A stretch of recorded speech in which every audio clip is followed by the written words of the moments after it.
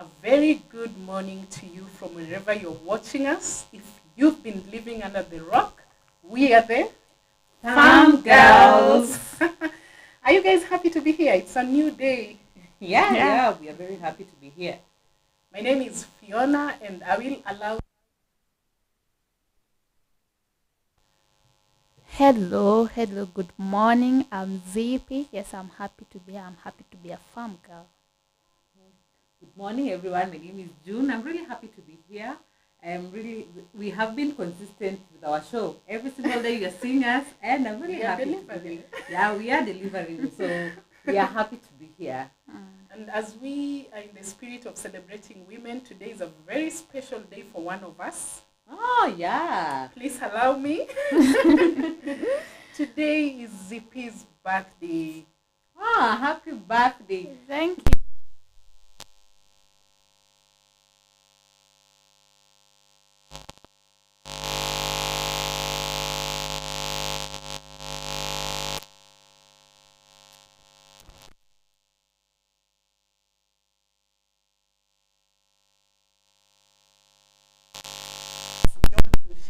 You know, women don't share. Tupatane behind the trends. Really? Yeah. But she looks young, guys. Someone they said that you look like a young girl in primary. What? Don't be deceived by the looks. We celebrate you, Zippy. Enjoy this day. You only have it once. Yeah. Happy birthday. Thank Yeah. Karibuni sana, Happy guys. birthday, Zippy. And the world is for you to take, for yours to take. Do not limit yourself. Ishi maisha. Don't think of things that will hinder you. Do it anyway. Even if you're scared, unaenda na macho moja close. Do it anyway. Thank you. You're only these young ones. Yeah. Guys, where are you watching us from? Be free to comment on the comment section. Tell us where you're watching us from. Tell us the women you're celebrating. We are still in that spirit of celebrating women. Yeah, women empowerment. Yeah. We are pushing women. We are breaking barriers. And we are so happy to see women doing so many great things. I don't want to give you a spoiler, but later on, we will be joined by a very beautiful, special woman. So be sure to look forward to that.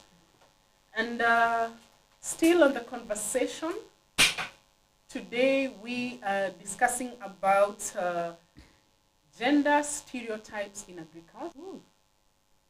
Is it such a heavy topic? It's a very important conversation that we need to have.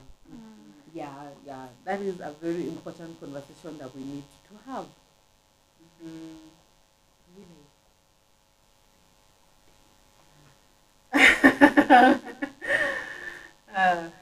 We, like June has said, it's a very important conversation that we need to have, especially coming from us as women. Probably we've experienced the gender biasness, we've experienced stereotypes in one way or the other. And when we talk stereotype, what do you guys understand by that? Okay, gender stereotypes for me is having the thoughts or perceiving a man or a woman in a certain way according to the attributes that the society or you think that they need to do. For example, You're supposed to play with tractors, but you realize times are changing. We are getting to an era where you will buy as many Barbie dolls as you can, but your child will just be attracted to the tractors and building things. You know the way men usually say, I built my first tractor from boxes. yeah. So girls, we're supposed to say we built our own Barbie dolls. Imagine, we are so confined in a bubble where we are supposed to play with only Barbie dolls. And so many girls can attest to this. When you are young, sometimes you find yourself playing with boys. They are playing football where uko hapo.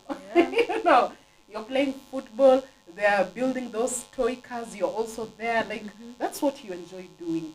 When you get big, when you come to this other side where you're being confined to Barbie dolls, you feel like you don't belong. Like it's too basic for you. I don't know. I think for our generation, because we know better and we know more, we should not restrict our children to these definitions of girls need to play with Barbie dolls or boys need to play with trucks. Can you offer both and see which one the child wants to lean on? So that, when we grow up, for someone who has grown up and they were taught women are supposed to be the ones staying at home, cooking and all this and this. And then we have this woman who... Yeah, I can hear you clearly. I joined a bit later because I had a hitch with the connecting. No problem. The most important thing is that you're here now. And we are talking about gender stereotypes in agriculture. And I just want you to introduce yourself. Tell us what you do. Okay, I'm Fiona Morema, the co-founder of Green Culture Limited. Hello, can you hear me? Yeah, I can hear you clearly. Yeah, just continue. I'm the co-founder of Nature's Best Green Culture Limited. We sell pre-cooked kienyeji vegetables, like they are sold in freezed form. We pre-cook and then we freeze them as a method of preservation. Then we sell them to the market. Wow, interesting. So when we talk about women in agriculture, you are perfectly aware what you're talking about. Exactly. It was challenging at first because people are like, are you guys sure you are doing this? Like, are you sure you are doing agriculture? Are you sure you are doing this burger? And sometimes people are like, mnatengeneza makucha, how do you make these burgers for us? Are you sure you concerned about the hygiene, about the environment, etc.? Do you know how to farm, blah, blah, blah? It was a whole lot of stories that brought controversies, but right now we are here.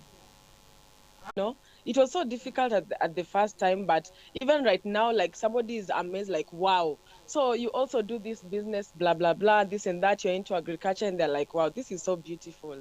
So at first, somebody is like, are you sure? And then once like you show them the videos clearly at work, because we do these things like hands-on with my partner. Actually, unfortunately, she cannot join us because she's sick.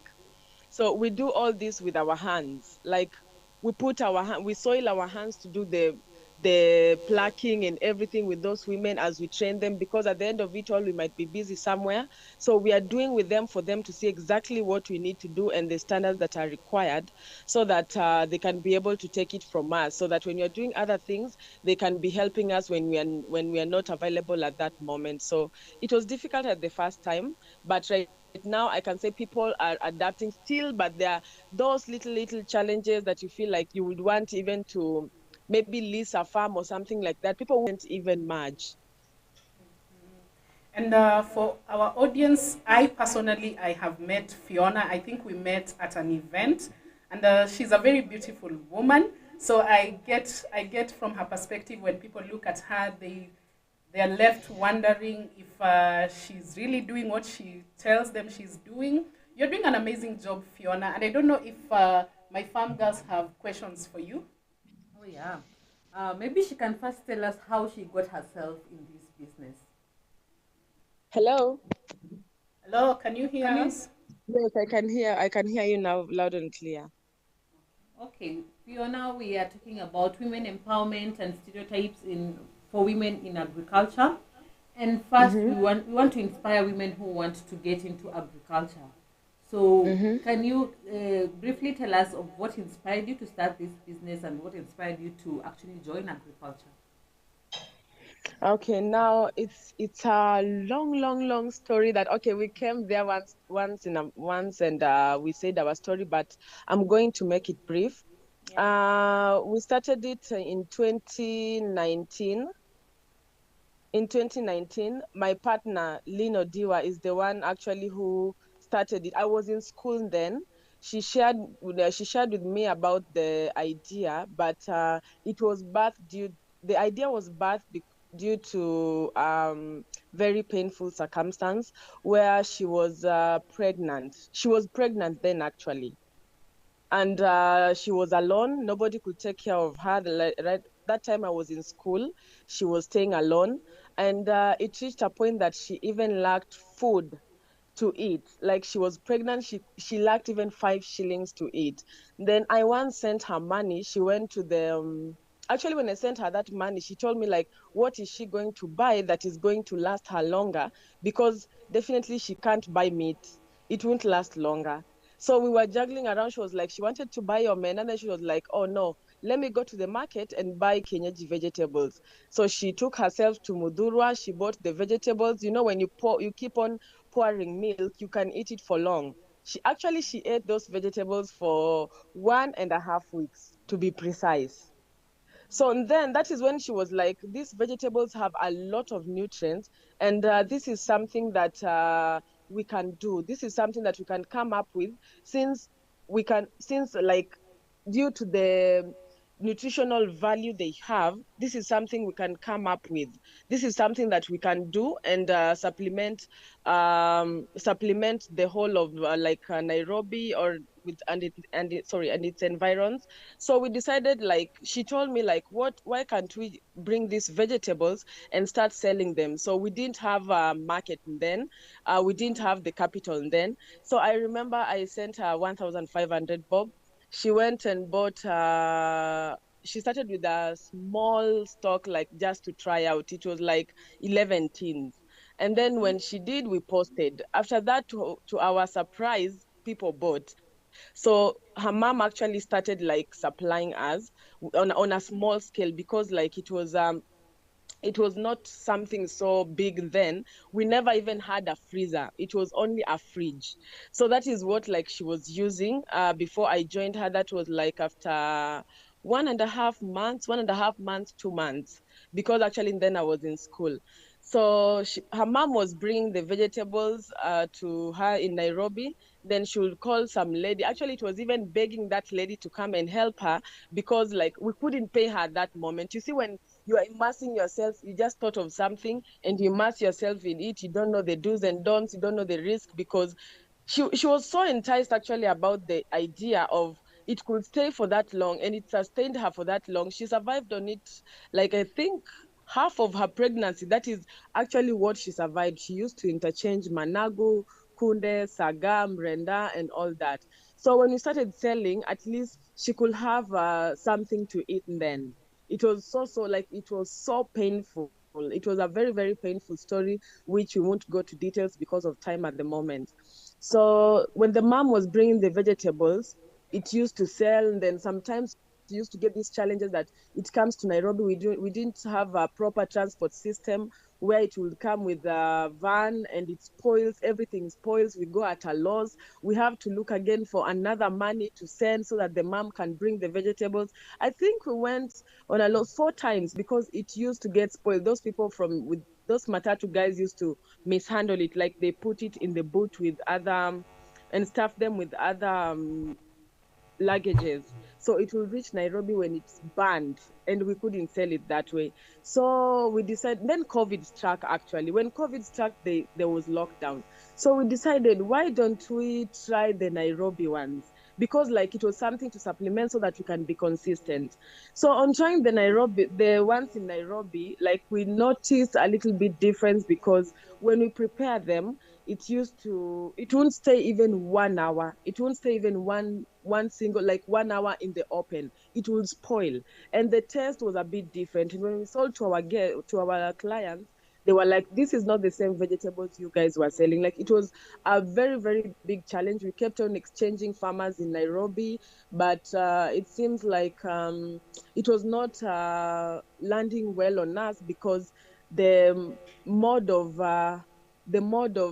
planting was different from the one we do in Kisi and Migori. So that even to got was like 1,000, like 3,000 bob. Yeah, it was 3,000, 3,500, if I'm not wrong. So we hold back to re-strategize. And since there was lockdown, we had to re-strategize. We had to look around the market, the people who are doing, actually, I think it was one person who was doing it then. So we tried to adjust our prices. We tried to